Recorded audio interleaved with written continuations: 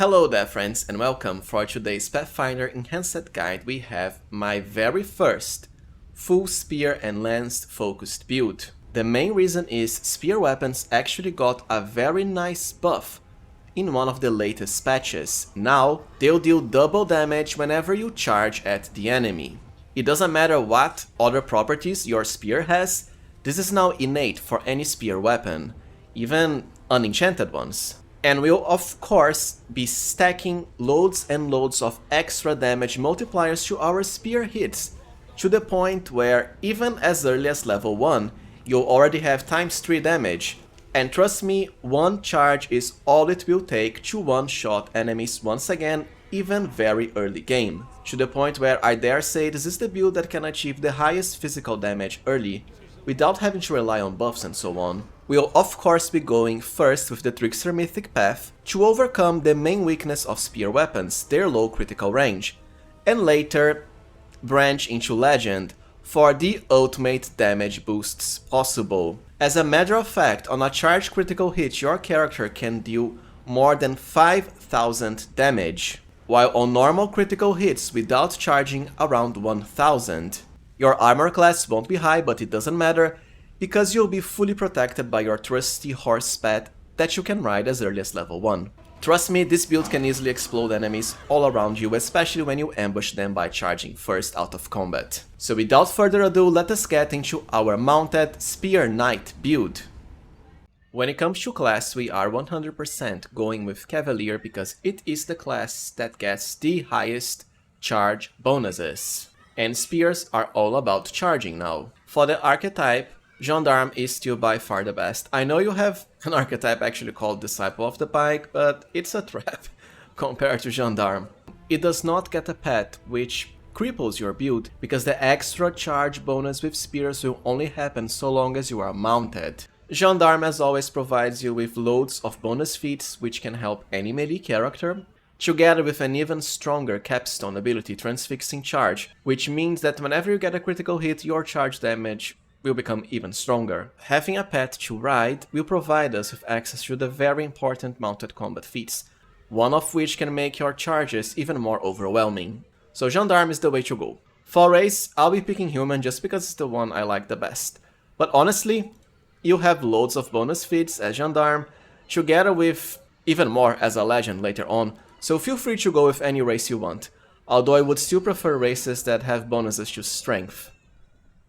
For the background, as always, Street Urchin and Pickpocket for the bonus to initiative. As far as ability scores, we want as high strength as possible. Best you start with 20 for the highest attack bonus and damage, especially useful to one-shot enemies even at the early game when charging.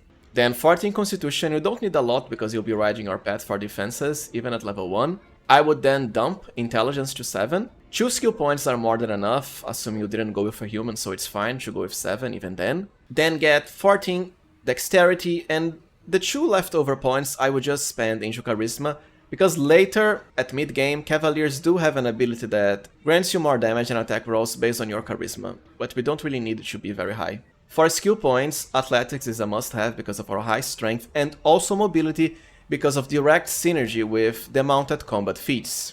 The other skill point is completely up to you. I would go with Use Magic Device to provide extra versatility. For our level 1 feats, we want to go all out into mounted combat, first with, well, mounted combat. You can actually ride your pet even without having this feat, it just provides you with a very nice ability to avoid hits early game. Sure, it only works once per round, but if you make a mobility skill check and pass the enemy's attack rolls, your horse will avoid the attack. Late game, the enemies start having a lot more attacks, so this isn't as useful but can still help. Second, we want the extremely useful Spirited Charge. When you combine this with the increased boost spears get now when charging, you're already getting triple charge damage even as early as level 1. It doesn't really get any better than this, to the point where, as I said before, you will be one-shotting pretty much almost any enemy, even early game, so long as you charge. For your Cavalier order, don't bother with Cockatrice, because unfortunately Steel Glory doesn't really stack with Outflank. What you want is Order of the Sword, for the highly useful Mounted Mastery ability gained at level 8, which will add your horse's strength modifier to your damage roll whenever making a charge attack. Pets can easily acquire very high strength, so you'll be getting lots of extra damage. For the animal companion, the horse is the way to go, as you can ride it even at level 1. The black and the normal horse are both fine, the black is just a palette swap. For your bonus feat as gendarme, power attack, you don't necessarily need to turn this on early game, although it does increase your damage. It's just that it's a prerequisite for a lot of other useful feats you'll be picking later. For deity, because you have to be a trickster first before becoming a legend, any that allows the chaotic alignments. Caden is pretty fun and you even have a special legend event with him later on. Then either chaotic, good or neutral. For your By My Honor ability at level 2, just go with chaotic and I would choose will. Higher wills early can help when it comes to avoiding getting confused or charmed by enemies. For level 3 we get 2 feats and what we want is first cleave and then cleaving finish. Cleave can help this character because you only get a second attack at level 6. Plus cleaving finish has amazing synergy with your extremely damaging charge attacks. As I said before, you will always one-shot the enemy and then immediately get a free attack against a nearby target through cleaving finish. Also at this level you get Cavalier's Charge, which enhances your bonus to attack rolls when charging by an extra +2 for a total of +4. At level 4 increase strength, which is also what you want to increase on all of the other levels. For level 5, outflank is the way to go as usual. It's a must-have for any melee build, as simple as that. For level 6 we want lunge. Lunge is amazing for this character because it will provide you with extra reach. And by the way, our long spear weapons already have reach, which will stack with this. The higher your reach, the longer your spear pokes will become, meaning you can hit enemies that are even decently far away. And yes, this will still work even if you're riding your horse, and is amazing when combined with cleaving finish. For level 7, weapon focus and long spears. The ultimate lance in the game is actually a long spear for charging. Plus, there's also some decent ones that you can find as you progress through the game, especially now that, well, long spears have been boosted. For level 8 we get a mounted combat bonus feat. From the Order of the Sword, what you want is Indomitable Mount to help your mount make saving throws. You could potentially pick this early, it's just that since we get it for free now, I would much rather pick it here. For level 9, improved critical into long spears. All the spear weapons actually have pretty poor critical range, but thankfully through Trickster, we'll overcome their main weakness. For another feat, go with combat reflexes in preparation for when your party members will get improved critical, usually around 11, for the amazing synergy with outflank, so you aren't just about charging, you'll also get many extra hits through attacks of opportunity. Especially because we'll be going Trickster, which can enhance the critical chance of allies by a massive amount, even something around 50% crits for everyone on your party. For level 11, improved initiative. The faster you can act, the faster you can charge at the enemy before getting blocked by other allies or other enemies. We also get Mighty Charge now. Ideally you want to choose Trip. This way whenever you charge, I mean the enemy will pretty much just explode, but assuming they survive for some strange reason, you'll still be able to knock them down for free, which seals their fate. For level 12, pick Dazzling Display just so we can get Shatter Defenses later. Now as always, for any Trickster build before getting into level 13 or even 11 depending on when you get Mythic 4, be sure to level your character to Mythic 4 first to get the Perception rank 1 and 2 Mythic tricks to qualify for the special Trickster feats now. If you got them at 11, just delay improved initiative for later. And because this is when we'll be getting our Trickster feats, let's go for a fighter dip here as you get 2 of them right at once to maximize our critical range. Ideally, Mutation Warrior is the way to go. I know I've done a lot of Mutation Warrior Legend builds, so what can I say? It's one of my favorite classes, and if you're looking to increase your charge damage to the max, it's exactly what you need. Of course, you can always go with Slayer and Spawn Slayer, or Demon Slayer Ranger, but they won't give you a feat at level 1. Still solid classes though to combine with your Gendarme Cavalier. So for 13, improved critical long spear, and the second one for 15 to 20 critical range. Way higher than just 19 to 20. From level 14 onwards I would resume progression into Gendarme until 20. I don't think you need more extra feats, because Gendarme already provides them. And as far as the mutagen, you don't really need to rush for it with this build. For level 15, the last improved critical feat for higher critical damage, which will be even higher to the transfixing charge capstone ability. For a bonus feat at 16, go with Shattered Defenses at last, just one level later than the norm. You also get the Knight's Challenge ability at this level, which will add your Charisma modifier to attack and damage made against the targets of your Cavalier's challenge. At this point you can already increase your Charisma by a lot, despite just starting with 12, from all the buffs and gear you have. For 17 and 19 before fully becoming a legend, I would just focus on 2 of the other special Trickster feats because we'll lose access to them afterwards. First with Stat Focus and Attack. It's just a +1 to your attack, but since we have the feats to spare, why not?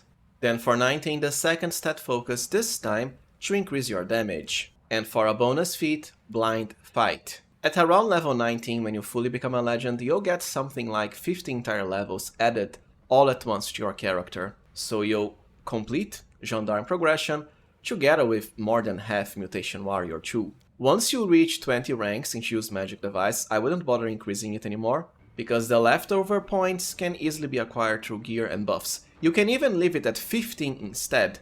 What I would rather increase now is Perception, so we can qualify for the improved Blind Fight line of feats. As a matter of fact, once you reach level 20, you might as well put everything into Perception until around 15.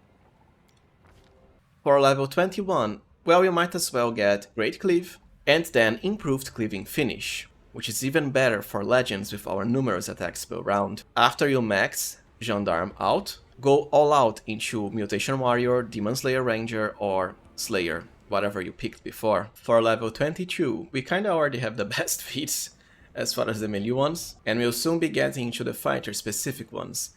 Besides that, just go with something like Hammer the Gap. Is it needed? No, but like I said, feats to spare. For 23, Toughness is the way to go. This is even better as a legend, as we get twice the hit points bonus from it. At 24, go with Weapon Specialization Long Spear. For 25, I'll grab Skill Focus into Mobility. Mobility helps us both avoid hits and also debuffing effects on our horse, so why not? Then be sure to pick Weapon Training into Spears, not Pole Arms. Long Spears are part of this group. Tridents too, amusingly enough. For level 26, if you've been putting all the skill points into Perception, after level 20, Improved Blind Fight is the way to go now. Both it and Greater Blind Fight aren't that necessary for most builds, but since we have the feats to spare, why not? It's great for the enemies that have annoying concealment effects not even True Seeing will bypass, and you'll fight a few of them very late game. At 27, if you have 20 points into Perception already, just start dumping everything into Mobility for the synergy with mounted combat. You don't really need higher athletics than this, unless you have skill points to spare. Then for 27, Greater Blind Fight. And Feral Mutagen. It is true that just like the Gore attack from the Demon Ascension, this doesn't work well with Reach, but it's needed for Feral Wings, which is pretty cool, and the other ones outside of the mutagen upgrades you'll get later aren't really worth it. For level 28, Greater Weapon Focus into Long Spears. For 29, if you want even higher mobility, grab Stealthy here. For your second weapon training ability, Train Initiative's the way to go, because you can't really afford Mythic Initiative as a legend, and keep progression into Spears. For 30, Advanced Weapon Training and Fighter's Tactics. This way at least we'll get to spend some feats into teamwork stuff, and even though only our fighter will have them, they'll still work at full effect. And the first one, at 31, is going to be Shake It Off, to increase our saving throws even further. Then pick Feral Wings here. For 32, Greater Weapon Specialization Long Spear. Then at 33, Precise Strike, for just some minor extra damage. And for another weapon training ability, Armed Bravery for even higher will saving throws.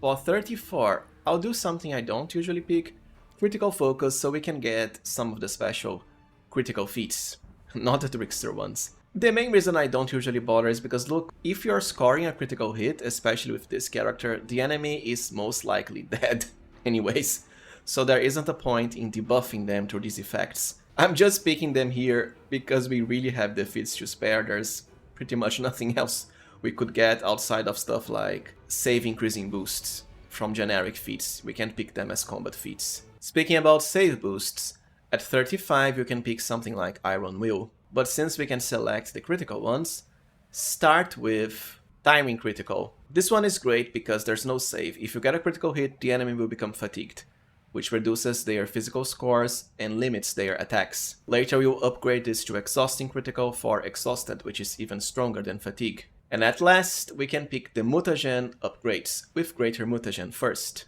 For 36, Exhausting Critical. And then for 37, Critical Mastery, so we can apply 2 critical effects at once. The other one we'll be getting at the next level. For the last weapon training ability, Fighter's Reflexes is the way to go. For 38, the last critical feat. You can choose Staggering Critical, which at the very least will still stagger the enemy for 1 round, which is more than enough even if they save. Stagger pretty much limits them to just 1 attack per round, no matter how many attacks they have. But since we are already exhausting the enemies anyways, which also limits their attacks, I want to grab Blinding Critical instead. This does have a save, but get this, the save is 10 plus your base attack bonus. Legends can acquire double the base attack bonus than other classes, so essentially you have a 50 DC. Kinda fun. But as I said, it's not necessary, you can pick anything you want. For 39, go with Accomplished Sneak Attacker.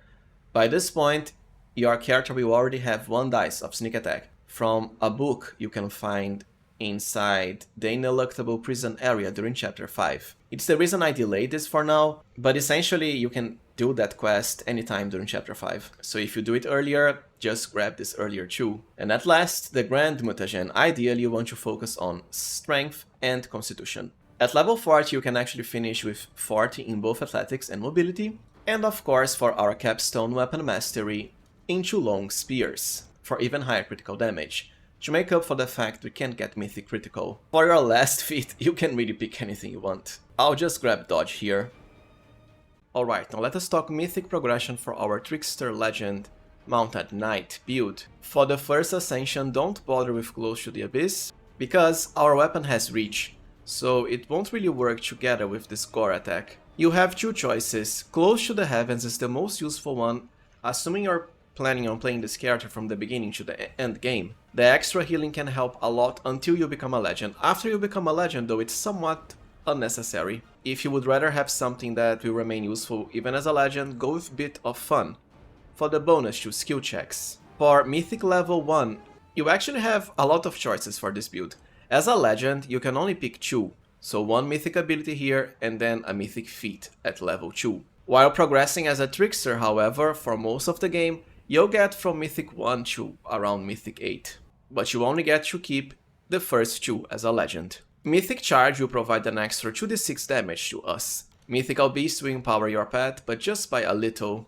While Ever Ready will grant you a +2 bonus to the damage and attack rolls of your attacks of opportunity. I would honestly just go with Last Stand, because unlike these other mythic abilities I just mentioned, it doesn't really require mythic levels to scale better. It always works at full effect, including as a legend. While our character won't really be in danger most of the times because we are riding our horse, for tanking, because we are the main character and it's a game over if we die, I still think Last Stand is the best pick early. There's also Leading Strike, which can help early on when fighting while riding our mount. For Mythic level 2, as with almost any legend build, Mythic Power Attack is by far the best choice.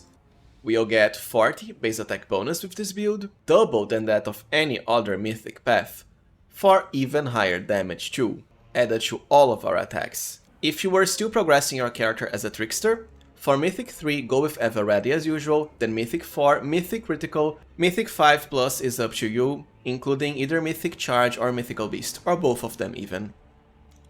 Alright, now let us cover gear for our Mounted Knight Spearman. For the amulet, as always Velexia, so you can have the highest strength boost possible. Earlier, just go with amulets that enhance your initiative.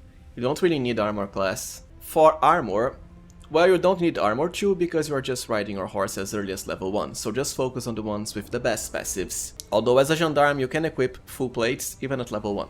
Eventually just settle for the Chainmail of Camaraderie, as we really want the extra bonus to damage when flanking, and by virtue of just riding our horse we pretty much automatically flank enemies. For Shirt Wandering Coleman as always, for the best one, to enhance your attacks of opportunity, especially since you can't really afford Ever Ready once you become a legend. For belts, at first you want to go with belts of strength, but ultimately at chapter 5, the new OP belt, the last of the first humans, which grants a massive +5 sacred bonus to attack rolls and also a +10 to damage. It even reflects offensive spells back to the caster, which is hilarious. Kinda like one of the belts in Baldur's Gate 2. Plus, it essentially maximizes your initiative. What's not to love? I'm actually surprised they added such overpowered items in the latest DLC. For gloves, Fencer's Gift are the best. Even if we aren't dual wielding, it still enhances our two-handed weapon damage, and later once you become a fighter,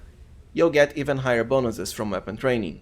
For boots, Stampede is by far the best. After all, we are all about maximizing our charge damage, and we will have amazing athletics score. For helmets, early just go with the ones that increase initiative, but eventually, for chapter 5 at least, you can go with Shy Lily, as you'll lose Nocticulus Profane Ascension boost, so the +4 Profane to strength will help.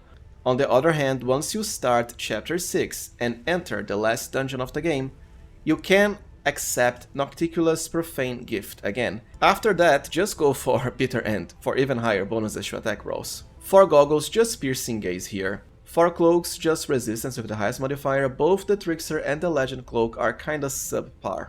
For rings, Triumphant Advance is, as always, one of the must-haves to double morale bonuses, and you might as well combine it with Imminent Demise for higher two-handed damage. For bracers, for most of the game you might as well keep the lucky bracers you start the game with, but eventually just go for Abrupt Onslaught after you get Sneak Attack from the skill book.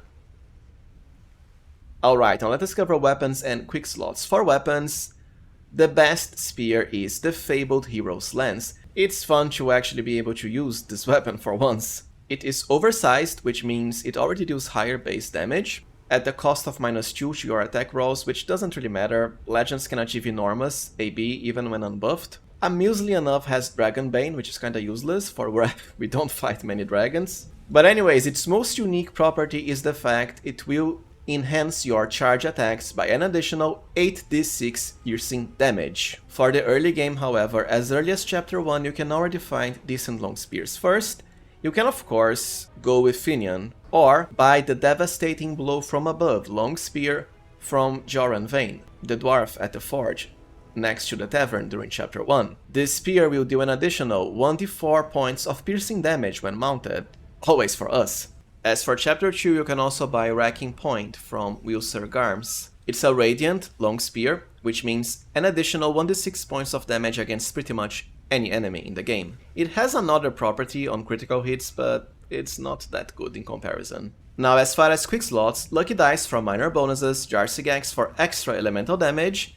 You can, as always, use any scrolls from any class because of our decent use magic device, together with the Legend Unique Trusted Friend for higher charisma, which does have synergy with your Knight's Challenge ability. And lastly, just the Signet of House Vespertilio to increase mobility, to help your horse pet avoid attacks and also make saving throws. Well, alright friends, so this was it for my Mounted Knight Spearman Legend build. If you found this guide useful, as always, please remember to like, subscribe, and also consider becoming a channel member. I really appreciate your support. Thank you for watching and see you next time, friends.